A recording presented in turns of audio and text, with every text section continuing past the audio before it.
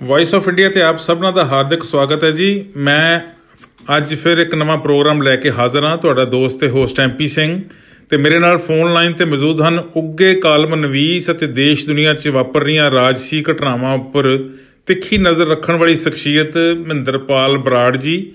ਅੱਜ ਅਸੀਂ ਗੁਆਂਢੀ ਮੁਲਕ ਅਮਰੀਕਾ ਵਿੱਚ ਹੋ ਰਹੀ ਰਾਜਸੀ ਉਥਲ ਪੁਥਲ ਤੇ ਚਰਚਾ ਕਰਾਂਗੇ। ਜਿਵੇਂ ਕਿ ਸਾਰਿਆਂ ਨੂੰ ਪਤਾ ਹੀ ਹੈ ਕਿ ਦੁਨੀਆ ਦੀ ਸਭ ਤੋਂ ਵੱਡੀ ਤਾਕਤ ਅਮਰੀਕਾ ਵਿੱਚ ਸੱਤਾ ਪਰਿਵਰਤਨ ਦਾ ਮੁੱਦਾ ਜਿਹੜਾ ਉਹ ਛਾਇਆ ਪਿਆ ਤੇ ਚਰਚਾ ਬਹੁਤ ਹੋਈ ਹੈ। ਦੂਸਰਾ ਦੇ ਨਾਲ ਕੁਝ ਦਿਨ ਪਹਿਲਾਂ ਪਾਰਲੀਮੈਂਟ ਹਿਲਸ ਤੇ ਜਿਹੜਾ ਹਮਲਾ ਹੋਇਆ ਸੀ ਉਹਦੇ ਪਿੱਛੇ ਕਿਹੜੇ ਦੋਸ਼ੀ ਆ, ਕੀ ਕਾਰਨ ਆ, ਇਹਦੀ ਚਰਚਾ ਵੀ ਕਰਾਂਗੇ। ਹੁਣ ਪਤਾ ਲੱਗਾ ਕਿ ਇੰਪੀਚਮੈਂਟ ਦਾ ਜਿਹੜਾ ਮਤਾ ਵਾ ਉਹ ਲਿਆਂਦਾ ਜਾ ਰਿਹਾ ਵਾ ਰਾਸ਼ਟਰਪਤੀ ਮੌਜੂਦਾ ਜਿਹੜੇ ਹੈਗੇ ਆ ਡੋਨਲਡ ਟਰੰਪ ਦੇ ਖਿਲਾਫ। ਤੇ ਤਾਜ਼ਾ ਹਾਲਾਤ ਦੀ ਜਿਹੜੀ ਹੈ ਅਮਰੀਕਾ ਦੀ ਸਰਦਾਰੀ ਕਾਇਮ ਰੱਖ ਸਕੂਗਾ ਅਮਰੀਕਾ ਕਿ ਨਹੀਂ ਆਪਦੀ ਸਰਦਾਰੀ। ਲੋਕਤੰਤਰ ਲਈ ਇਹ ਸਾਰੀਆਂ ਘਟਨਾਵਾਂ ਜਿਹੜੀਆਂ ਉਹ ਭਵਿੱਖ ਵਿੱਚ ਕੋਈ ਖਤਰਨਾਕ ਸਾਬਤ ਹੋ ਸਕਦੀਆਂ ਜਾਂ ਕਿ ਥੋੜ੍ਹੇ ਦਿਨਾਂ ਬਾਅਦ ਹੀ ਸਾਰਾ ਕੁਝ ਠੀਕ ਠਾਕ ਹੋ ਜਾਣਾ। ਇਸ ਸਾਰੇ 'ਤੇ ਚਰਚਾ ਕਰਨ ਵਾਸਤੇ ਅਸੀਂ ਬੇਨਤੀ ਕੀਤੀ ਸੀਗੀ ਮਹਿੰਦਰਪਾਲ ਬਰਾੜ ਹੋਰਾਂ ਨੂੰ।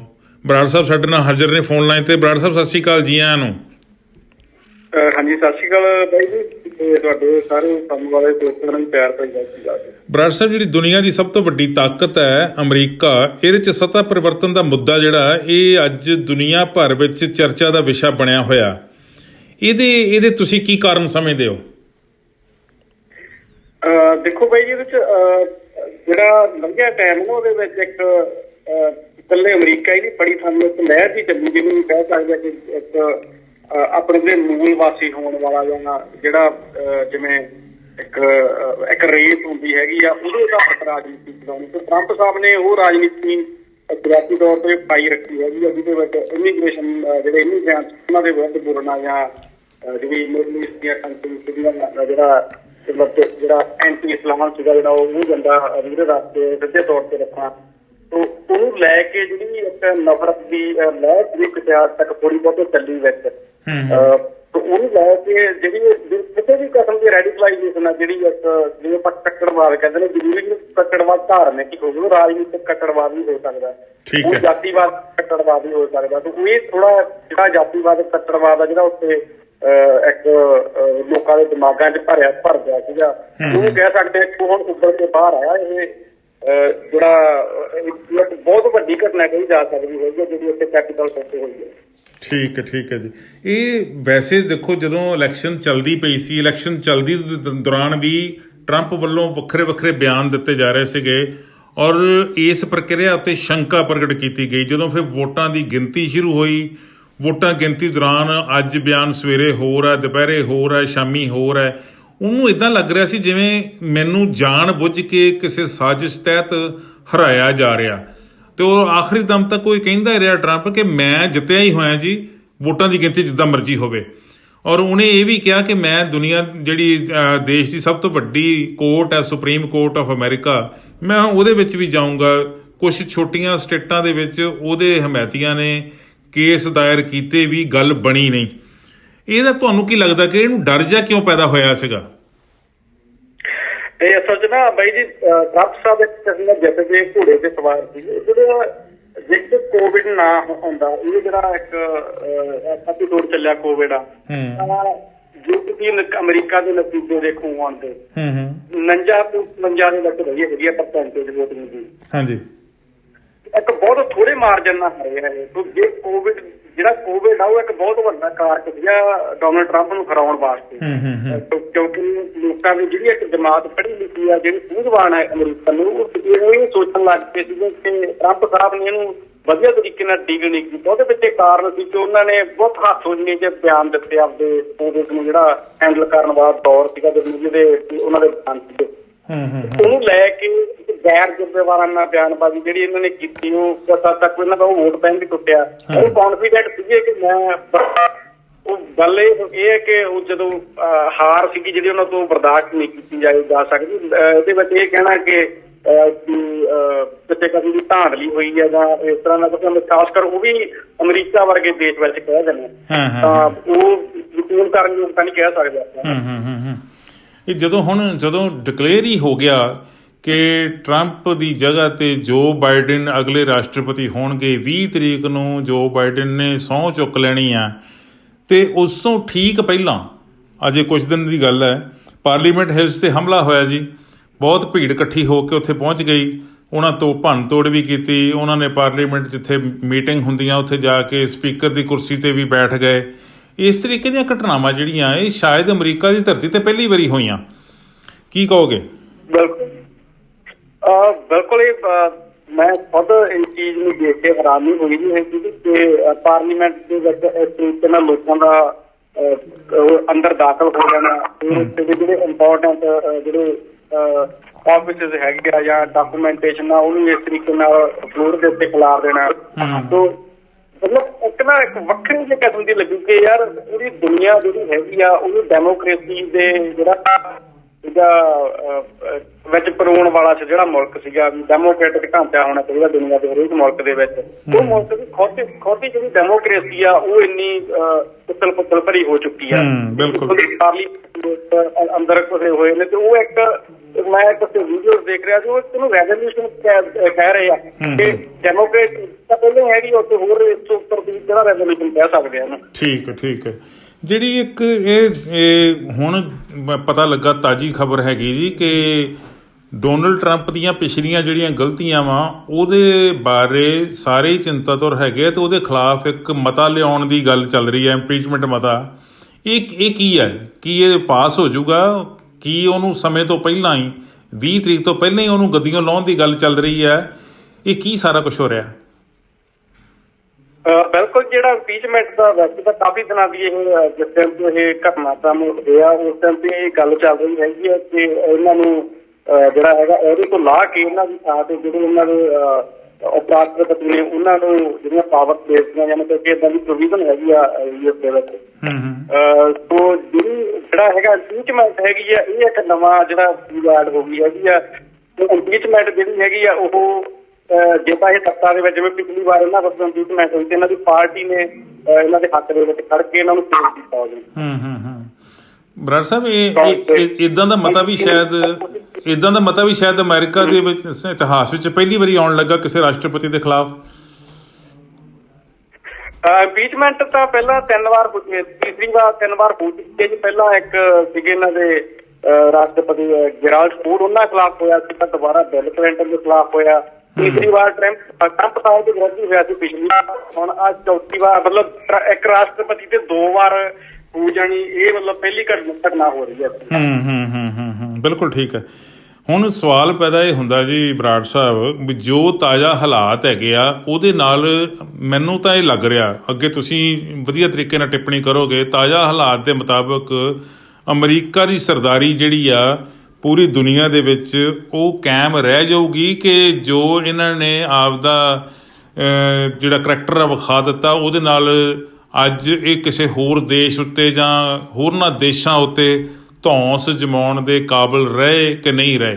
ਸਰਦਾਰੀ ਇਹਨਾਂ ਦੀ ਕਾਇਮ ਰਹੂਗੀ ਜਾਂ ਫਿਰ ਹਾਲਾਤ ਬਦਲ ਜਾਣਗੇ? ਹਾਂਜੀ, ਦੇਖੋ ਇਹਨਾਂ ਦੇ ਨਾ ਯੂਐਸ ਦੇ ਵਿੱਚ ਨਾ ਜਦੋਂ ਇਹਨਾਂ ਨੇ ਕਿਤੇ ਵੀ ਦੂਸਰੀ ਕੰਟਰੀ ਨੂੰ ਸਪੈਂਸ ਕਰਨਾ ਹੁੰਦਾ ਤੇ ਇਹਨਾਂ ਨੇ ਬਹੁਤ ਸਾਰੇ ਡਿਪਾਰਟਮੈਂਟ ਬਣਾਏ ਹੋਏ ਆ ਜਿੱਥੇ ਹਿਊਮਨ ਰਾਈਟ ਨੂੰ ਲੈ ਕੇ ਜਾਂ ਜਿਹੜੀ ਡੈਮੋਕ੍ਰੇਸੀ ਹੈਗੀ ਆ ਉਹਨੂੰ ਉਹਦੇ ਵਿਰੁੱਧ ਪੇਸ਼ ਹੋ ਰਿਹਾ ਹੈਗਾ ਕਿਸੇ ਕੰਟਰੀ ਦੇ ਵਿੱਚ। ਮੰਨ ਲਓ ਜਿਵੇਂ ਕਹਿ ਵੋਟਾਂ 'ਚ ਧਾਂਦਲੀਆਂ ਆਈਆਂ ਉਹਦੇ ਖਿਲਾਫ ਬੋਲਣਾ, ਇੱਦਾਂ ਦੀਆਂ ਗੱਲਾਂ ਕਰਨੀਆਂ ਯੂਐਸ ਦੇ ਵਿੱਚ। ਇੱਦਾਂ ਦੇ ਬਿੱਲ ਲਿਆ ਕੇ ਦੁਨੀਆ ਦੇ ਬਹੁਤ ਸਾਰੀਆਂ ਕੰਟਰੀਜ਼ ਉਹਨਾਂ ਨੂੰ ਟੈਂਟ ਕੀਤਾ ਜਾਂਦਾ ਸੀ ਆਪਦੇ ਹਿੱਤ ਪੂਰੇ ਕਰਨ ਵਾਸਤੇ। ਹੁਣ ਜਿਹੜੀ ਇੱਕ ਹਿਸਟਰੀ ਇੱਕ ਚਲੋ ਵੀ ਐਗਜ਼ਾਮਪਲ ਸੈੱਟ ਕਰ ਬੈਠੇ ਹੈਗੇ ਆ ਕਿ ਰਾਸ਼ਟਰਪਤੀ ਦੇ ਉਹਦੇ ਦੇ ਉੱਤੇ ਬੈਠਾ ਹੋਇਆ ਬੰਦਾ ਕਹਿ ਰਿਹਾ ਕਿ ਮੈਨੂੰ ਹਰਾਉਣ ਵਾਸਤੇ ਇਹਨਾਂ ਨੇ ਜਿਹੜੀ ਹੈਗੀ ਆ ਦੇ ਵਿੱਚ। ਸੋ ਇਹ ਜਿਹੜੇ ਹੈਗੇ ਆ ਮੁੱਦੇ ਇਹ ਆਉਣ ਵਾਲੇ ਟਾਈਮ ਦੇ ਵਿੱਚ ਅਮਰੀਕਾ ਦਾ ਜਿਹੜਾ ਇੱਕ 24 ਘੰਟੇ ਜਿਹੜਾ ਆਪਾਂ ਕਹਿ ਸਕਦੇ ਕਿ ਡੈਮੋਕ੍ਰੇਸੀ ਨੂੰ ਮੂਹਰੇ ਰੱਖਣ ਵਾਲਾ ਸੀਗਾ ਇੱਕ ਏਜੰਡਾ, ਉਹ ਧੁੰਦਲਾ ਕਰਦਾ ਹੈਗਾ ਵੀ ਉਹਦੀ ਜਿਹੜੀ ਤਸਵੀਰ ਪਿਕਚਰ ਹੈਗੀ ਆ ਉਹ ਹੁਣ ਜਿਹੜੀ ਪ੍ਰੋਜੈਕਟ ਨੂੰ ਉਸ ਤਰੀਕੇ ਨਾਲ ਨਹੀਂ ਕਰ ਸਕਣਗੇ। ਕਿਉਂਕਿ ਜਿੱਥੇ ਕਿਤੇ ਜੇ ਮੰਨ ਲਓ ਯੂਐਨ ਦੇ ਵਿੱਚ ਕਿਤੇ ਜਾ ਕੇ ਜਿਵੇਂ ਦੇ ਉੱਤੇ ਬਹੁਤ ਵਾਰ ਇਹ ਕਹਿੰਦੇ ਰਹੇ ਕਿ ਉੱਥੇ ਜਿਹੜੀ ਇੱਕ ਫੇਕ ਡੈਮੋਕ੍ਰੇਸੀ ਆ, ਵਲਾਦੀਮੀਰ ਉਹ ਧਾੜਵੀ ਦੇ ਨਾਲ ਜਿੱਤਦਾ ਰਿਹਾ ਹਰ ਵਾਰ। ਕੱਲ ਨੂੰ ਉਹਨਾਂ ਨੂੰ ਜਦੋਂ ਯੂਐਨ ਤੇ ਖੜ ਕੇ ਕਹਿੰਦੇ ਹੈਗੇ ਉੱਥੇ ਇਹਨਾਂ ਦੀ ਬਹਿਸ ਹੁੰਦੀ ਆ ਉਹਨਾਂ ਨੂੰ ਇੱਕ ਮੌਕਾ ਮਿਲੂਗਾ ਇਹਨਾਂ ਨੂੰ ਕੌਣ ਦਾ ਕਿ ਤੁਹਾਡੇ ਆਪਣੇ ਦੇਸ਼ ਦੇ ਵਿੱਚ ਆਹ ਦੇਖੋ ਕਿ ਤੁਹਾਡੀ ਪਾਰਲੀਮੈਂਟ ਦੇ ਵਿੱਚ ਇੱਕ ਲੀਡਰ ਦੇ ਮੈਂ ਆਪਾਂ ਇਹ ਨਹੀਂ ਕਹਿ ਸਕਦੇ ਕੋਈ ਰੈਵੋਲੂਸ਼ਨ ਵਾਸਤੇ ਆਏ ਸੀ, ਉਹ ਇੱਕ ਪਾਰਟੀ ਵਰਕਰ ਸੀਗੇ। ਜਿਹੜਾ ਟਰੰਪ ਸਾਹਿਬ ਦੇ ਸਪੀਚ ਹੈਗੀਆਂ ਕਹਿ ਲਓ ਤਾਂ ਹੁਣ ਤੱਕ ਚੱਕੀਆਂ ਗਈਆਂ ਸਾਰੀਆਂ ਡਿਲੀਟ ਹੋ ਗਈਆਂ ਉਹਦੇ ਸੋਸ਼ਲ ਮੀਡੀਆ ਤੋਂ, ਪਰ ਉਹ ਜੇ ਤੁਸੀਂ ਸਪੀਚਰ ਉਹ ਕਲੀਅਰਲੀ ਦਿਖ ਰਿਹਾ ਹੈਗਾ ਕਿ ਉਹ ਭੜਕਾ ਰਹੇ ਆ ਭੀੜ ਨੂੰ ਅਸੀਂ ਸ਼ੋਧ ਕਰਨਾ ਜਾਂ ਇਹ ਸਾਡੀ ਕੰਟਰੀ ਆ, ਮਤਲਬ ਇੱਕ ਦੇਸ਼ ਭਗਤੀ ਵਾਲਾ ਜਿਹੜਾ ਕੱਪੜਾ ਉਹਦੇ ਵਿੱਚ ਲਪੇਟ ਕੇ ਉਹਨਾਂ ਨੂੰ ਨਫ਼ਰਤ ਆ ਜਿਹੜੀ ਉਹ ਵਧਾਈ ਜਾ ਰਹੀ ਸੀਗੀ। ਉਹ ਜਿਹੜੀ ਪਿਕਚਰ ਹੈਗੀ ਆ ਉਹ ਆਉਣ ਵਾਲੇ ਕਈ ਸਾਲ ਤੱਕ ਉਹਦਾ ਪਿੱਛਾ ਛਡਾਉਣਾ ਅਮਰੀਕਾ ਨੂੰ ਔਖਾ ਹੋ ਜਾਊਗਾ। ਬਿਲਕੁਲ ਗੱਲ ਕਰੀਏ ਤਾਂ ਕਸ਼ਮਕਸ਼ ਹੁਣ ਆਉਣ ਵਾਲੇ ਟਾਈਮ ਤੇ ਤਾਂ ਚੱਲ ਹੀ ਰਹੀ ਆਪਾਂ ਜਿਹੜਾ ਦੇਖ ਰਹੇ ਹੈਗੇ ਆ ਵੀ ਇੱਕ ਕੋਲਡ ਵਾਰ ਤਾਂ ਆਲਰੇਡੀ ਐਸਕੇਲੇਟ ਹੋ ਚੁੱਕੀ ਹੈ ਚਾਈਨਾ ਤੇ ਅਮਰੀਕਾ ਦੇ ਵਿੱਚ। ਠੀਕ ਹੈ ਜੀ। ਇਹ ਜਿਹੜਾ ਇਹ ਸਾਰਾ ਕੁਝ ਹੋਇਆ, ਇਹ ਲੋਕਤੰਤਰ ਜਿਹਦੀ ਇਹ ਝੰਡਾ ਬਰਦਾਰੀ ਕਰਦਾ ਸੀਗਾ ਅਮਰੀਕਾ, ਔਰ ਉਹਦੇ ਆਪਦੇ ਦੇਸ਼ ਵਿੱਚ ਲੋਕਤੰਤਰ ਦਾ ਜੋ ਜਲੂਸ ਨਿਕਲਿਆ, ਔਰ ਇਹ ਤੁਸੀਂ ਦੱਸ ਚੁੱਕੇ ਹੋ ਕਿ ਹੁਣ ਦੂਜਿਆਂ ਦੇਸ਼ਾਂ ਨੂੰ ਇਹ ਲੋਕਤੰਤਰ ਦਾ ਸ਼ੀਸ਼ਾ ਨਹੀਂ ਵਿਖਾ ਸਕਣਗੇ ਜਦੋਂ ਆਪਦੇ ਘਰ ਜਿਹੜੇ ਹਾਲਾਤ ਉਹ ਠੀਕ ਨਾ ਹੋਣ। ਸੱਚੀ ਮੁੱਚੀ ਲੋਕਤੰਤਰ ਲਈ, ਅਮਰੀਕਾ ਦੇ ਲੋਕਤੰਤਰ ਲਈ ਖਤਰਾ ਬਣੀ ਇਹ ਘਟਨਾ? ਬਿਲਕੁਲ ਜੀ, ਬਹੁਤ ਹੱਦ ਤੱਕ ਕਹਿ ਸਕਦੇ ਹਾਂ ਕਿਉਂਕਿ ਇੰਨੇ ਲੋਕਾਂ ਦਾ ਇਕੱਠਾ ਹੋ ਜਾਣਾ, ਫਿਰ ਉਹਦੀ ਜਿਹਦਾ ਹਿੰਸਕ ਹੋ ਜਾਣਾ। ਹੁਣ ਇੱਕ ਜਿਹੜੇ ਜੋ ਬਾਈਡਨ ਆ ਤੇ ਆਪਾਂ ਨੂੰ ਬਿਗ ਪਿਕਚਰ ਦੇਖ, ਉਹ ਇਲੈਕਟਡ ਪਰਸਨ ਨੇ, ਉਹ ਇੱਕ ਇਲੈਕਟਡ ਪਰਸਨ ਨੂੰ ਤੁਸੀਂ ਪਾਸੇ ਕਰਨ ਲਈ ਕੋਸ਼ਿਸ਼ ਕਰ ਰਹੇ ਹੋ। ਜਿੱਦਾਂ ਉੱਥੇ ਜੇ ਤੁਹਾਨੂੰ ਨਹੀਂ ਉਹਦੇ ਨਾਲ ਤੁਸੀਂ ਸੈਟੀਸਫਾਈ ਹੈਗੇ ਇਲੈਕਸ਼ਨ ਦੇ ਨਾਲ, ਤੁਹਾਡੇ ਕੋਲ ਕੋਰਟ ਬਹੁਤ ਸਾਰੇ ਹੋਰ ਰਸਤੇ ਹੁੰਦੇ ਆ, ਕਿਉਂਕਿ ਡੈਮੋਕ੍ਰੈਟਿਕ ਢਾਂਚਿਆਂ ਦੇ ਵਿੱਚ ਬਹੁਤ ਸਾਰੀਆਂ ਇੱਦਾਂ ਦੇ ਲੂਪਹੋਲਸ ਜਾਂ ਕਾਨੂੰਨ ਦਿੱਤੇ ਜਾਂਦੇ ਆ ਕਿ ਤੁਸੀਂ ਜਿਹੜਾ ਉਹਨਾਂ ਨੂੰ ਚੈਲੰਜ ਕਰ ਸਕਦੇ ਜੇ ਉਹ ਵਾਕਈ ਕੁਝ ਗਲਤ ਹੋਇਆ। ਤੇ ਪਰ ਉਹਦੇ ਬਾਵਜੂਦ ਉਹਨਾਂ ਤੋਂ ਬਾਈਪਾਸ ਜਾਂਦਿਆਂ ਹੋਇਆ ਜ਼ਬਰਦਸਤੀ ਜਿਹੜੀ ਇਹ ਕਰਨ ਦੀ ਕੋਸ਼ਿਸ਼ ਕੀਤੀ ਗਈ ਆ, ਇਹਨੂੰ ਕਿਸੇ ਤਰੀਕੇ ਨਾਲ ਡੈਮੋਕ੍ਰੈਟਿਕ ਨਹੀਂ ਕਿਹਾ ਜਾ ਸਕਦਾ। ਠੀਕ ਹੈ। ਹੁਣ ਦੇਖੋ ਜੀ, ਇਹ ਡੋਨਲਡ ਟਰੰਪ ਨੇ, ਜਿਵੇਂ ਤੁਸੀਂ ਗੱਲ ਸ਼ੁਰੂ ਵਿੱਚ ਹੀ ਕਹੀ ਕਿ ਇਮੀਗ੍ਰੇਸ਼ਨ ਦੇ ਸੰਬੰਧ ਵਿੱਚ ਬਹੁਤ ਸਾਰੇ ਕਾਨੂੰਨ ਇੱਦਾਂ ਦੇ ਬਣਾਉਣ ਦੀ ਕੋਸ਼ਿਸ਼ ਕੀਤੀ ਜਾਂ ਬਣਾ ਵੀ ਦਿੱਤੇ, ਜਿਹਦਾ ਪ੍ਰਭਾਵ ਪੂਰੀ ਦੁਨੀਆ ਦੇ ਲੋਕਾਂ ਤੇ ਪਿਆ।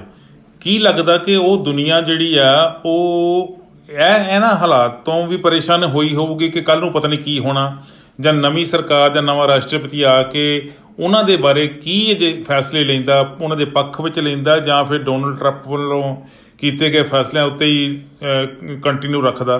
ਕੀ ਲੱਗਦਾ ਤੁਹਾਨੂੰ, ਹਾਲਾਤ ਕਿਹੋ ਜਿਹੇ ਹੋਣਗੇ? ਦੁਨੀਆ ਬੜੀ ਬੇਸਬਰੀ ਦੇ ਨਾਲ ਅਮਰੀਕਾ ਵਿੱਚ ਦਿਨੋਂ ਦਿਨ ਵਾਪਰ ਰਹੀਆਂ ਘਟਨਾਵਾਂ ਉੱਤੇ ਨਜ਼ਰ ਰੱਖ ਰਹੀ ਹੈ ਔਰ ਫਿਕਰਮੰਦੀ ਜ਼ਾਹਰ ਕਰ ਰਹੀ ਹੈ।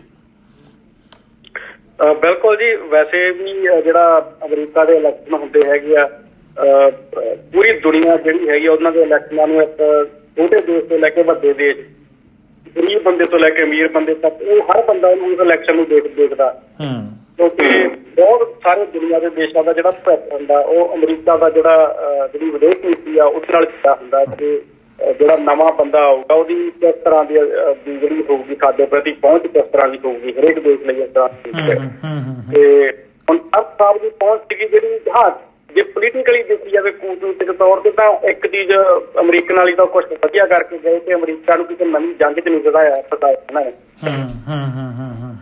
ਤੇ ਦੂਸਰੇ ਪਾਸੇ ਇਹ ਹੈ ਕਿ ਬਾਈਡਨ ਸਾਹਿਬ ਆ ਜਿਹੜੇ ਉਹ ਉਦਾਰਵਾਦੀ ਦੇ ਨਾਲ ਸਖਤ ਰੁਖ ਵਾਲੇ ਵੀ ਨੇ ਕਾਫੀ, ਖਾਸ ਕਰ ਜਿਹੜਾ ਉਹਨਾਂ ਦਾ ਪਿਛਲਾ ਲੰਘਿਆ ਕੈਰੀਅਰ ਦੇਖਿਆ ਜਾਵੇ ਤਾਂ। ਹਾਂਜੀ ਉਹ ਬੜੀ, ਵੈਸੇ ਤਾਂ ਉਹਨਾਂ ਦੀ ਲਾਈਫ ਜਿੱਦਾਂ ਮੈਂ ਪੜ੍ਹੀ ਹੈ ਜੀ ਥੋੜ੍ਹੀ ਜਿਹੀ, ਇੱਕ ਤਾਂ 78 ਸਾਲ ਦੀ ਉਮਰ ਦੇ ਵਿੱਚ ਰਾਸ਼ਟਰਪਤੀ ਬਣਨਾ, ਫਿਰ ਪਰਿਵਾਰਕ ਉਹਨਾਂ ਦੀ ਜੋ ਹਾਲਾਤ ਆ ਉਹ ਹੈ ਕਿ ਵਾਈਫ ਉਹਨਾਂ ਦੀ ਤੇ ਇੱਕ ਬੇਟਾ ਉਹਨਾਂ ਦਾ ਕਾਰ ਹਾਦਸੇ ਦੇ ਵਿੱਚ ਜਿਹੜੇ ਸੀਗੇ ਉਹ ਜਾਨ ਗਵਾ ਗਏ, ਇੱਕ ਬੇਟਾ ਜਿਹੜਾ ਸੀਗਾ ਉਹ ਆਰਮੀ ਵਿੱਚ ਸੀਗਾ, ਉੱਥੋਂ ਉਹਨਾਂ ਨੂੰ ਵਾਪਸ ਭੇਜ ਦਿੱਤਾ ਗਿਆ।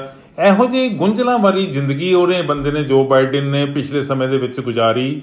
ਔਰ ਮੈਂ ਸਮਝਦਾ ਨਿੱਜੀ ਤੌਰ ਤੇ ਮੇਰਾ ਇਹ ਵਿਚਾਰ ਆ ਕਿ ਇਹੋ ਜਿਹੀ ਤਪਦੀ ਭੱਠੀ ਦੇ ਵਿੱਚੋਂ ਜਦੋਂ ਸੋਨਾ ਕੁੰਦਨ ਬਣ ਕੇ ਨਿਕਲਦਾ ਤੇ ਫਿਰ ਉਹਨੂੰ ਇਹੋ ਜਿਹੇ ਕੋਈ ਵੀ ਹਾਲਾਤ ਹੋਣ ਉਹਦਾ ਮੁਕਾਬਲਾ ਕਰਨ ਦੇ ਲਈ ਕੋਈ ਬਹੁਤੀ ਵੱਡੀ ਤਰੱਦਦ ਕਰਨ ਦੀ ਲੋੜ ਨਹੀਂ ਪੈਂਦੀ। ਉਹਨੂੰ ਤਜਰਬਾ ਹੀ ਉਹਦਾ ਜਿਹੜਾ ਇੰਨਾ ਜ਼ਿਆਦਾ ਹੋ ਜਾਂਦਾ ਕਿ ਉਹ ਕਿਸੇ ਵੀ ਘਟਨਾ, ਕਿਸੇ ਵੀ ਸੰਕਟ ਨੂੰ ਬਹੁਤ ਵਧੀਆ ਤਰੀਕੇ ਨਾਲ ਸੋਲਵ ਕਰ ਸਕਦਾ।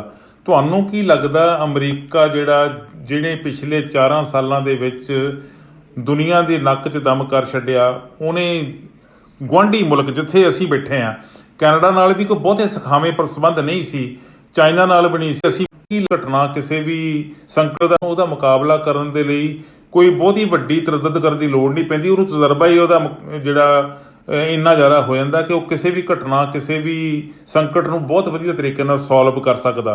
ਤੁਹਾਨੂੰ ਕੀ ਲੱਗਦਾ ਅਮਰੀਕਾ ਜਿਹੜੇ ਪਿਛਲੇ 4 ਸਾਲਾਂ ਦੇ ਵਿੱਚ ਦੁਨੀਆ ਦੇ ਨੱਕ 'ਚ ਦਮ ਕਰ ਛੱਡਿਆ, ਉਹਨੇ ਗੁਆਂਢੀ ਮੁਲਕ ਜਿੱਥੇ ਅਸੀਂ ਬੈਠੇ ਹਾਂ ਕੈਨੇਡਾ ਨਾਲ ਵੀ ਕੋਈ ਬਹੁਤੇ ਸਖਾਵੇਂ ਸੰਬੰਧ ਨਹੀਂ ਸੀ, ਚਾਈਨਾ ਨਾਲ ਬਣੀ ਸੀ, ਇੰਡੀਆ ਨਾਲ ਵੀ ਪਹਿਲਾਂ ਉਹ ਮਿੱਤਰਤਾ ਦੇ ਨਾਅਰੇ ਮਾਰਦਾ ਰਿਹਾ। ਫਿਰ ਜਦੋਂ ਕਰੋਨਾ ਵਾਇਰਸ ਦੀ ਦਵਾਈ ਵਾਲੀ ਗੱਲ ਚੱਲੀ ਤੇ ਉਦੋਂ ਵੀ ਉਹਨੇ ਕੋਈ ਐਡਾ ਵਧੀਆ ਰੋਲ ਨਹੀਂ ਅਦਾ ਕੀਤਾ, ਸਗੋਂ ਬਾਂਹ ਮਰੋੜਨ ਦੀ ਕੋਸ਼ਿਸ਼ ਕੀਤੀ। ਜਾਂ ਅਰਬ ਕੰਟਰੀਜ਼ ਨਾਲ ਵੀ ਉਹਦੇ ਕੁਝ ਸੰਬੰਧ ਇੱਦਾਂ ਦੇ ਰਹੇ ਹੈਗੇ ਆ। ਇਹ ਲੱਗ ਰਿਹਾ ਕਿ ਜੋ ਬਾਈਡਨ ਦਾ ਜ਼ਮਾਨਾ ਜਿਹੜਾ ਹੋਊਗਾ, ਉਹਦਾ ਸੱਤਾ ਕਾਲ ਹੋਊਗਾ, ਆਉਣ ਵਾਲੇ 4 ਸਾਲ ਜਿਹੜੇ ਹੋਣਗੇ ਉਹ ਦੁਨੀਆ ਦੇ ਵਿੱਚ ਕੁਝ ਸ਼ਾਂਤੀ ਵਾਲਾ ਸੰਦੇਸ਼ ਲੈ ਕੇ ਆਉਣਗੇ। ਬਾਈ ਜੀ ਵੈਸੇ ਜਿਹੜਾ ਯੂਐਸ ਦੀ ਜਿਹੜੀ ਵਿਦੇਸ਼ ਨੀਤੀ ਹੁੰਦੀ ਆ ਉਹ ਮੋਸਟਲੀ ਕਾਂਗਰਸ ਹੈਗੀ ਆ ਜਿਹੜੀ ਜਾਂ ਜਿਹੜੀ ਇਹਨਾਂ ਦੀ ਡੀਪ ਸਟੇਟ ਆ ਉਹ ਤੈਅ ਕਰਦੀ ਆ। ਜਿਹੜੇ ਰਾਸ਼ਟਰਪਤੀ ਹੁੰਦੇ ਆ ਇਹਨੂੰ ਆਪਾਂ ਰੈਪਰੈਜ਼ੈਂਟੇਟਿਵ ਇਹਨਾਂ ਦੇ ਹੱਥ ਵਿੱਚ ਹੁੰਦਾ ਬਹੁਤ, ਪਰ ਉਹ ਬਹੁਤ ਥੋੜਾ ਹੁੰਦਾ ਹੈਗਾ।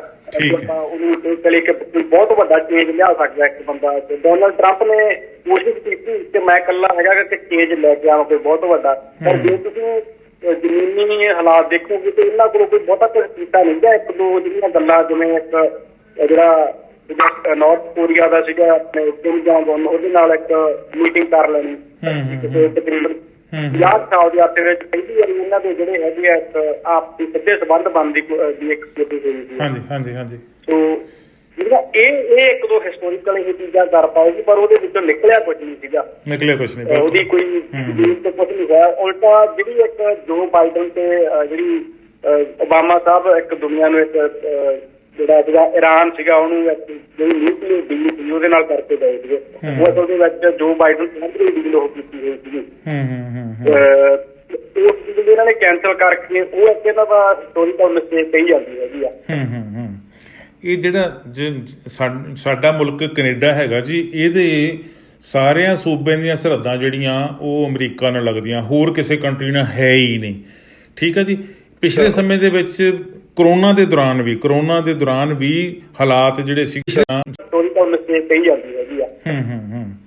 ਇਹ ਜਿਹੜਾ ਸਾਡਾ ਮੁਲਕ ਕੈਨੇਡਾ ਹੈਗਾ ਜੀ, ਇਹਦੇ ਸਾਰਿਆਂ ਸੂਬਿਆਂ ਦੀਆਂ ਸਰਹੱਦਾਂ ਜਿਹੜੀਆਂ ਉਹ ਅਮਰੀਕਾ ਨਾਲ ਲੱਗਦੀਆਂ, ਹੋਰ ਕਿਸੇ ਕੰਟਰੀ ਨਾਲ ਹੈ ਹੀ ਨਹੀਂ। ਠੀਕ ਹੈ ਜੀ। ਪਿਛਲੇ ਸਮੇਂ ਦੇ ਵਿੱਚ ਕਰੋਨਾ ਦੇ ਦੌਰਾਨ ਵੀ ਹਾਲਾਤ ਜਿਹੜੇ ਸੀਗੇ ਟੈਂਸ ਵਾਲੇ ਹੋ ਗਏ। ਠੀਕ ਹੈ ਜੀ। ਕਦੀ ਅਸੀਂ ਬੰਦ ਕਰਤਾ, ਕਦੀ ਉਹਨਾਂ ਨੇ ਬੰਦ ਕਰਤਾ, ਕਦੀ ਉਹਨੇ ਕੋਈ ਸਿੱਧਾ ਪੁੱਠਾ ਬਿਆਨ ਦੇ ਦਿੱਤਾ। ਹਾਲਾਂਕਿ ਸਾਡੇ ਪ੍ਰਧਾਨ ਮੰਤਰੀ ਬਾਰੇ ਕੋਈ ਵੀ ਕੰਟਰੀ ਇਹ ਨਹੀਂ ਕਹਿ ਸਕਦਾ ਕਿ ਇਹ ਜਿਹੜਾ ਕੋਈ ਬਿਆਨ ਦਿੰਦੇ ਹੈਗੇ ਬਿਨਾਂ ਸੋਚੇ ਸਮਝੇ ਦੇ ਦਿੰਦੇ ਆ। ਪਰ ਅਮਰੀਕਾ ਦੇ ਰਾਸ਼ਟਰਪਤੀ ਬਾਰੇ ਤੇ ਸਿੱਧੀ ਜੀ ਗੱਲ ਆ ਕਿ ਉਹਨੇ ਪਤਾ ਨਹੀਂ ਕਿਹੜੇ ਵੇਲੇ ਕੀ ਕਹਿ ਦੇਣਾ। ਜਿਹੜਾ ਸੁਪਨਾ ਉਹਨੂੰ ਆਉਣਾ ਵਾ ਉਹਨੇ ਗੱਲ ਕਹਿ ਦੇਣੀ, ਭਾਵੇਂ ਕੋਈ ਗੁੱਸੇ ਹੋਵੇ ਤੇ ਭਾਵੇਂ ਰਾਜੀ ਹੋਵੇ। ਕਦੀ ਵੀ ਉਹਨੇ ਆਪਦੀ ਗਲਤੀ ਮਹਿਸੂਸ ਨਹੀਂ ਕੀਤੀ, ਕਦੀ ਕਿਸੇ ਗੁੱਸੇ ਹੋਏ ਦੇਸ਼ ਨੂੰ ਮਨਾਉਣ ਦੀ ਕੋਸ਼ਿਸ਼ ਨਹੀਂ ਕੀਤੀ। ਜੋ ਬਾਈਡਨ ਦੇ ਜ਼ਮਾਨੇ ਦੇ ਵਿੱਚ ਕੈਨੇਡਾ ਅਮਰੀਕਾ ਦੇ ਸੰਬੰਧ ਕੀ ਹੋਣਗੇ? ਜੋ ਬਾਈਡਨ ਸਾਹਿਬ ਦੇ ਜਿਹੜੇ ਆਪਾਂ ਕਹਿ ਸਕਦੇ ਕਿ ਜਿਹੋ ਜਿਹੇ ਰਿਲੇਸ਼ਨ ਉਹਨਾਂ ਦੇ ਬਰਾਕ ਓਬਾਮਾ ਸਾਹਿਬ ਦੇ ਟਾਈਮ ਤੇ ਸੀ, ਐਕਸਪੈਕਟ ਕੀਤਾ ਜਾ ਸਕਦਾ ਕਿ ਉਸ ਤਰ੍ਹਾਂ ਦੇ ਹੋਣਗੇ। ਤੁਸੀਂ ਜੋ ਬਾਈਡਨ ਸਾਹਿਬ ਦੀ ਜਿਹੜਾ ਉਹਨਾਂ ਦਾ ਦੇਖ ਸਕਦੇ ਕਿ ਉਹਨਾਂ ਨੇ ਸਹਿਣ ਕੀਤਾ ਚੱਲੀ ਸੀ। ਅੱਜ ਜਿੰਨੀ ਵੀ ਧਰਨਾ ਟਰੰਪ ਪਿਆ ਸਾਰਾ ਐਪੀਸੋਡ ਚੱਲਿਆ, ਇਹਦੇ ਦੌਰਾਨ ਉਹਨਾਂ ਨੇ ਕੋਈ ਬਿਆਨਬਾਜ਼ੀ ਸਾਥ ਕੀਤੀ ਨਹੀਂ ਉਹਦੀ ਦੋਸ਼ ਮਸਲੇ ਨੂੰ ਲੈ ਕੇ। ਇੱਕ ਜਿਹੜਾ ਮੈਚਿਓਰ ਜਾਂ ਇੱਕ ਜ਼ਿੰਮੇਵਾਰ ਲੀਡਰ ਵਾਲਾ ਉਹਨਾਂ ਨੇ ਕਾਫੀ ਹੱਦ ਤੱਕ ਉਹਨੂੰ ਆਪਣੀ ਜਿਹੜੀ ਉਹਨਾਂ ਸ਼ੁਰੂ ਬਣਾ ਕੇ ਰੱਖਿਆ ਹੋਇਆ। ਕੈਨੇਡਾ ਨਾਲ ਸੰਬੰਧ ਚੰਗੇ ਕਹਿ ਸਕਦੇ ਹੈਗੇ। ਟਰੰਪ ਸਾਹਿਬ ਤੋਂ ਪਹਿਲਾਂ ਵੀ ਕੋਈ ਇਹਨਾਂ ਦੀ ਪਾਰਟੀ ਦਾ ਵੀ ਦੇਖੇ ਜਿਹੜੀ ਉਹਨਾਂ ਦੀ ਉਹਦੇ ਨਾਲ ਵੀ ਇੰਨੇ ਕਦੇ ਖਰਾਬ ਹੋਏ ਜਿੰਨੇ ਇਹਨਾਂ ਦੇ ਦੌਰ ਜਾ ਕੇ ਖਰਾਬ ਹੋਏ। ਹਾਂ, ਇਹ ਪਿਛਲੇ 4 ਸਾਲਾਂ ਵਿੱਚ ਹੀ ਸਾਰਾ ਕੁਝ ਹੋਇਆ ਜਿਹੜਾ ਹੋਇਆ। ਬਿਲਕੁਲ ਜੀ। ਹਾਂ, ਇਹ ਦੇਖੋ ਸਾਡਾ ਜਿਹੜਾ ਵਪਾਰ ਹੈ ਉਹ ਕਿਸੇ ਹੋਰ ਕੰਟਰੀ ਨਾਲ ਤਾਂ ਉਹਦੀ ਨਿਗੁਣਾ ਹੋਊਗਾ। 100% ਵਾਲੀ ਗੱਲ ਹੀ ਆ ਕਿ ਤੁਸੀਂ ਦੇਖੋ ਜਿੰਨੀ ਟਰਾਂਸਪੋਰਟੇਸ਼ਨ ਸਾਰੀ ਅਮਰੀਕਾ ਦੇ ਨਾਲ ਹੀ ਸਾਡਾ ਵਪਾਰ ਟਰਾਂਸਪੋਰਟ ਰਾਹੀਂ ਹੁੰਦਾ ਪਿਆ। ਜਦੋਂ ਇਹੋ ਜਿਹੇ ਹਾਲਾਤ ਬਣ ਗਏ ਸੀਗੇ ਤਾਂ ਕਈ ਵਾਰੀ ਇਹ ਲੱਗਦਾ ਸੀਗਾ ਕਿ ਹੁਣ ਪਤਾ ਨਹੀਂ ਕਿਹੜੇ ਵੇਲੇ ਜਿਹੜਾ ਵਾ ਉਹ ਸਟਾਪ ਲੱਗ ਜਾਣਾ। ਅੱਜ ਦੁਨੀਆ ਦੇ ਵਿੱਚ ਦੁਨੀਆ ਗਲੋਬਲਾਈਜੇਸ਼ਨ ਵੱਲ ਵੱਧ ਰਹੀ ਆ, ਇੱਕ ਪਿੰਡ ਵੱਲ ਵੱਧ ਰਹੀ ਹੈਗੀ ਆ। ਤੇ ਇਸ ਮੌਕੇ ਤੇ ਜਿਹੜਾ ਡੋਨਲਡ ਟਰੰਪ ਵੱਲੋਂ ਅਮਰੀਕਾ ਦਾ ਰਾਸ਼ਟਰਪਤੀ ਹੁੰਦਿਆਂ ਦੂਜਿਆਂ ਦੇਸ਼ਾਂ ਨੂੰ 24 ਘੰਟੇ ਘੁਰਕੀਆਂ ਦੇ ਹੀ ਰੱਖਣੀਆਂ, 24 ਘੰਟੇ ਡਰ ਵਾਲਾ ਮਾਹੌਲ ਬਣਾਈ ਰੱਖਣਾ, 24 ਘੰਟੇ ਇਹੋ ਜਿਹੀ ਸਿਚੁਏਸ਼ਨ ਬਣਾਈ ਰੱਖਣੀ ਵੀ ਪਤਾ ਨਹੀਂ ਮੈਂ ਕੀ ਕਰ ਦੇਣਾ ਹੈਗਾ। ਇਹ ਜਿਹੜਾ ਸੀਗਾ ਬੜਾ ਖਤਰਨਾਕ ਰਿਹਾ ਹੈਗਾ। ਆਉਣ ਵਾਲੇ ਦਿਨ ਚੰਗੇ ਹੋਣ, ਸਿਖਾਵੇਂ ਹੋਣ, ਬਹੁਤ ਚੰਗੀ ਗੱਲ ਆ। ਇੱਕ ਦੋ ਘਟਨਾਵਾਂ ਦਾ ਮੈਂ ਜ਼ਿਕਰ ਤੁਹਾਡੇ ਨਾਲ ਹੋਰ ਕਰਨਾ ਚਾਹੁੰਦਾ ਜੀ। ਇੱਕ ਤਾਂ ਇਹ ਆ ਕਿ ਜਦੋਂ ਪਾਰਲੀਮੈਂਟ ਹਿੱਲ 'ਤੇ ਹਮਲਾ ਹੋਇਆ, ਜਿਹੜੇ ਲੋਕਾਂ ਨੇ ਉੱਥੇ ਜਾ ਕੇ ਤੋੜ ਫੋੜ ਕੀਤੀ, ਭੰਨ ਤੋੜ ਕੀਤੀ, ਉੱਥੇ ਇੱਕ ਕਿਸੇ ਵਿਅਕਤੀ ਦੇ ਹੱਥ ਵਿੱਚ ਤਿਰੰਗਾ ਝੰਡਾ ਵੀ ਫੜਿਆ ਹੋਇਆ ਨਜ਼ਰ ਆਇਆ। ਉਹਦੇ ਬਾਰੇ ਤੁਸੀਂ ਕੀ ਕਹਿਣਾ ਚਾਹੁੰਦੇ ਹੋ ਜੀ? ਮੈਂ ਨਹੀਂ ਕਰਦਾ ਜੀ ਦੇਖਿਆ ਇਸ ਤਰ੍ਹਾਂ ਦਾ ਚਰਚਾ ਬੜੀ ਹੋਈ ਜੀ। ਹਾਂਜੀ, ਪਰ ਜਿਹੜਾ ਉੱਥੇ ਇੱਕ ਇੰਡੀਆ ਦੇ ਵਿੱਚ ਸੰਘੀਆਂ ਦੇ ਕੋਲੇ ਇੱਕ ਝੰਡਾ ਹੁੰਦਾ, ਉਹ ਝੰਡਾ ਝੰਡਾ ਜ਼ਰੂਰ ਦੇਖਣ ਨੂੰ ਮਿਲਿਆ ਮੈਨੂੰ। ਪਰ ਤਿਰੰਗਾ ਫੜ ਕੇ ਜਿਵੇਂ ਤੁਸੀਂ ਆਪਦੀ ਕੰਟਰੀ ਦਾ, ਮੈਨੂੰ ਨਹੀਂ ਲੱਗਦਾ ਇਹਦੇ ਵਿੱਚ ਕੁਝ ਗਲਤ ਹੈਗਾ। ਤੁਸੀਂ ਕਿਸੇ ਵੀ ਫੌਜ ਨੂੰ ਸਮਰਪਿਤ ਤੁਸੀਂ ਜੇ ਉਹਦਾ ਫਲੈਗ ਲੈ ਕੇ ਕਰ ਰਹੇ ਹੋ ਤਾਂ ਮੈਨੂੰ ਨਹੀਂ ਲੱਗਦਾ ਕੋਈ ਇਹ ਵੱਡੀ ਜਾਂ ਛੋਟੀ ਗੱਲ ਹੋਣੀ ਚਾਹੀਦੀ ਹੈ। ਪਰ ਹਾਂ, ਜਿਹੜਾ ਆਹ ਇੰਸੀਡੈਂਟ ਹੋਇਆ ਇਹਦੇ ਦੌਰਾਨ ਉੱਥੇ ਇਹ ਲੈ ਕੇ ਜਾਣਾ, ਉਹ ਜਦਗੀ ਨਹੀਂ ਹੈਗੀ, ਸਹੀ ਨਹੀਂ ਕਹਿ ਸਕਦੇ ਕਿਤੇ ਵੀ। ਠੀਕ ਹੈ। ਇੱਕ ਜਾਂਦੇ ਜਾਂਦੇ ਸਵਾਲ ਮੈਂ ਤੁਹਾਨੂੰ ਕਰਨਾ ਚਾਹੁੰਦਾ ਜੀ। ਜਦੋਂ ਟਰੰਪ ਦੀ ਚੱਲ ਰਹੀ ਸੀ ਕੰਪੇਨ, ਚੱਲ ਰਹੀ ਸੀ ਇਲੈਕਸ਼ਨ ਕੰਪੇਨ ਚੱਲ ਰਹੀ ਸੀਗੀ, ਤੇ ਉਸ ਕੰਪੇਨ ਦੇ ਵਿੱਚ ਭਾਰਤ ਦੇ ਪ੍ਰਧਾਨ ਮੰਤਰੀ ਨਰਿੰਦਰ ਮੋਦੀ ਨੇ ਆ ਕੇ ਲੋਕਾਂ ਨੂੰ ਕਿਹਾ ਕਿ ਅਬ ਕੀ ਬਾਰ ਟਰੰਪ ਸਰਕਾਰ ਤਾਂ ਬਣੀ ਨਹੀਂ ਟਰੰਪ ਦੀ। ਕੀ ਇਹਦਾ ਕੋਈ ਭਾਰਤ ਦੀ ਰਾਜਨੀਤੀ ਉੱਤੇ ਕੋਈ ਚੰਗਾ ਜਾਂ ਮਾੜਾ ਪ੍ਰਭਾਵ ਪਊਗਾ, ਜਾਂ ਕੀ ਅਬ ਕੀ ਬਾਰ ਟਰੰਪ ਸਰਕਾਰ ਵਾਲਾ ਮੁੱਦਾ ਜਿਹੜਾ ਸੀ ਉਹ ਗੱਲ ਗੋਲੀ ਨਹੀਂ, ਲੋਕਾਂ ਨੇ ਸੁਣੀ ਨਹੀਂ ਲੋਕਾਂ ਨੇ? ਤੇ ਜਿਹੜੇ ਲੋਕ ਇਹ ਕੋਈ ਇੱਦਾਂ ਦਾ ਲੈ ਸਕਦੇ ਇੰਪ੍ਰੈਸ਼ਨ ਕਿ ਮੋਦੀ ਨੇ ਆ ਕੇ ਇੰਡੀਆ ਵੱਲੋਂ ਪੈਨੀਟ੍ਰੇਸ਼ਨ ਕੀਤੀ, ਦਖਲਅੰਦਾਜ਼ੀ ਕੀਤੀ, ਨਹੀਂ ਸੀ ਕਰਨੀ ਚਾਹੀਦੀ, ਜੇ ਉਦੋਂ ਨਹੀਂ ਬੋਲੇ ਤੇ ਹੁਣ ਗੱਲ ਕਰਦੇ ਹੋਣਗੇ?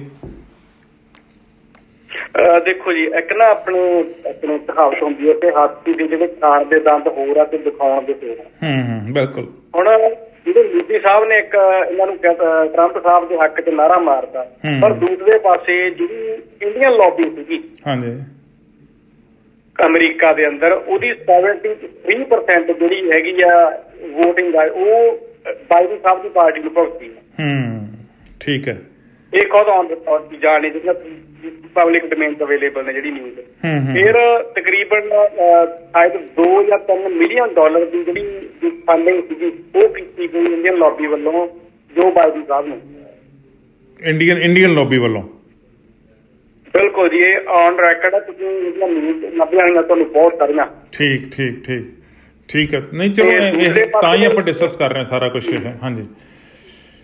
ਹਾਂਜੀ, ਦੂਸਰੇ ਪਾਸੇ ਜੇ ਤੁਸੀਂ ਇਹ ਦੇਖੋ ਕਿ ਟਰੰਪ ਸਾਹਿਬ ਤੋਂ ਉਹਨਾਂ ਕੋਈ ਫਾਇਦਾ ਹੋਇਆ ਬਹੁਤ ਵੱਡਾ, ਤਾਂ ਮੈਂ ਸਮਝਦਾ ਕਿ ਫਾਇਦੇ ਨਾਲੋਂ ਜ਼ਿਆਦਾ ਇਹਨਾਂ ਨੇ ਨੁਕਸਾਨ ਕੀਤਾ, ਕਿਉਂਕਿ ਉਹਦੇ ਵਿੱਚ ਇੱਕ ਇੰਡੀਆ ਨੂੰ ਇੱਕ ਨਾ ਰਿਲੀਫ ਮਿਲਦਾ ਸੀਗਾ, ਇੱਕ ਤਕਰੀਬਨ 700 ਪ੍ਰੋਡਕਟ ਦੀ ਪ੍ਰੋਡਕਟ ਹੈਗਾ ਜਿਹੜਾ ਵਿਕਾਸਸ਼ੀਲ ਦੇਸ਼ ਹੈਗੇ ਆ,